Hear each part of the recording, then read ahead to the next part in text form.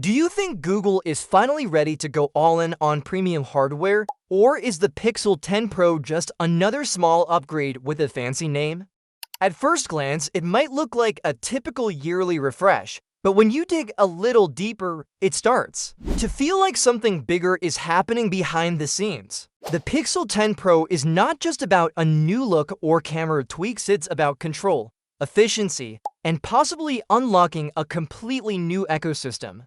The big story this year is the Tensor G5 chip, Google's first fully custom silicon built entirely in-house and manufactured by TSMC using its 3nm and 3E process. That means the chip should be more power efficient, faster, and more reliable than previous versions that were made in partnership with Samsung.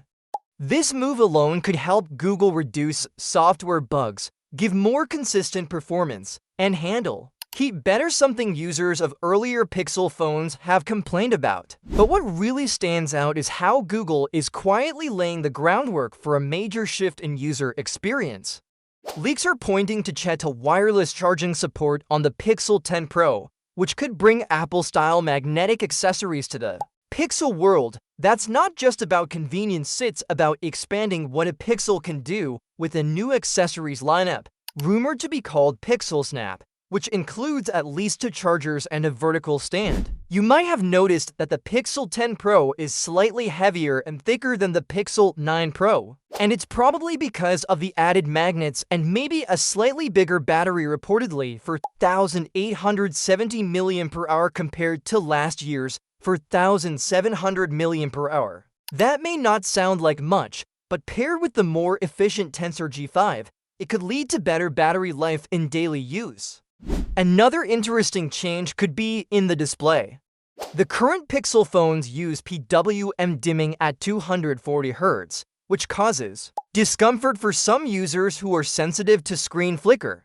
While nothing's confirmed yet, a higher PWM rate would be a welcome change that makes the display easier on the eyes without sacrificing quality. On the camera side, the Pixel 10 Pro is sticking with its successful setup of 50 megapixels main sensor, 48 megapixels ultra-wide, 48 megapixels telephoto with 5x optical zoom, and a 42 megapixels front camera, but the real improvements could come from how the Tensor G5 processes photos and video, especially with Gemini AI now baked deeper into the system. We could see real-time image enhancements, better night shots, or even more accurate skin tones and motion tracking, which have always been strengths of the Pixel lineup.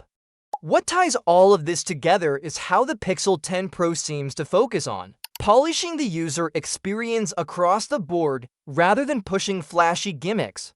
It's about smarter features, longer battery life, better accessory integration, and more reliable performance. And if this chip really is as good as it sounds, Google could finally offer longer software support to compete with Apple and Samsung. The phone is expected to be announced on August 20th, so we won't have to wait long to find out if Google has truly leveled up. Whether you're a longtime Pixel fan or just someone looking for a reliable Android experience, the Pixel 10 Pro could be the phone that makes you stick around. If you enjoyed this breakdown and want more updates in plain and easy language, hit the like button and make sure to subscribe for more tech news made simple.